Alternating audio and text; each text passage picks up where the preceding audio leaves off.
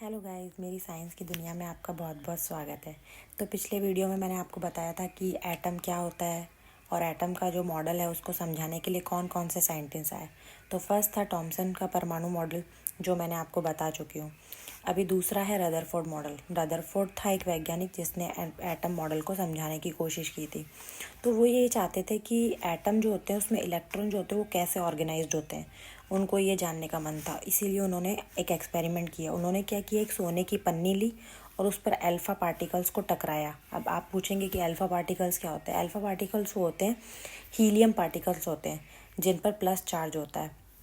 तो उन्होंने क्या किया कि अल्फ़ा पार्टिकल्स को सोने की पन्नी पर टकराया। लेकिन इससे क्या हुआ, इस एक्सपेरिमेंट से उन्होंने जैसा सोचा था वैसा कुछ नहीं हुआ। अल्फ़ा पार्टिकल्स ने सोने की पन्नी पर उस तरह से वर्क नहीं किया जैसा वो चाहते थे। इसका बिल्कुल ऑपोजिट वर्क किया।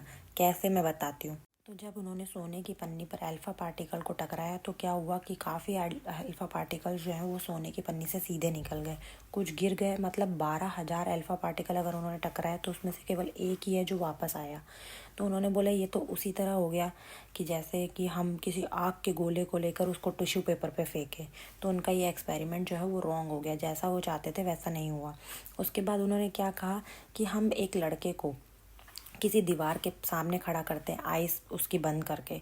तो क्या होगा, जब वो दीवार पे पत्थर फेंकेगा तो उसको पत्थर की आवाज़ भी आएगी और जो है ना पत्थर है वो सीधा दीवार पर टकराएगा। लेकिन अगर हम किसी लड़के को आँख बंद करके किसी तार से घिरे कमरे में बंद कर दे और उसको बोले पत्थर मारे, तो बहुत सारे पत्थर जो हैं वो तार के बीच में से निकल जाएंगे, तार पर नहीं टकराएंगे।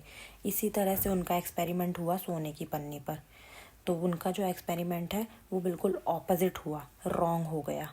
तो रदरफोर्ड ने अपने एक्सपेरिमेंट में यही बताया, यही रिजल्ट निकाला कि जो परमाणु होता है उसका एटम जो होता है ना, उसका अंदर का ऑलमोस्ट भाग जो होता है वो खाली होता है और उसमें पॉजिटिव स्पेस जो होता है वो बहुत कम होता है। और रदरफोर्ड का जन्म हुआ था 30 अगस्त 1871 में। डेथ हुई थी 1937 में। 1908 में इनको नोबेल पुरस्कार भी मिला था, नोबेल प्राइज़ मिला था। किसके लिए? सोने की पन्नी का जो इन्होंने एक्सपेरिमेंट किया था उसके लिए। और इनको नाभिकीय भौतिकी का जनक भी कहा जाता है, फादर ऑफ न्यूक्लियर फिज़िक्स। तो अगर आपको कुछ भी इसमें नहीं समझ में आया हो तो मैं आपको नेक्स्ट क्लास में बता दूंगी।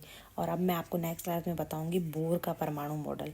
बोर ने दिया था, नील्स बोर ने क्या दिया था वो मैं आपको नेक्स्ट बताऊंगी कि नेक्स्ट क्या किया था उन्होंने।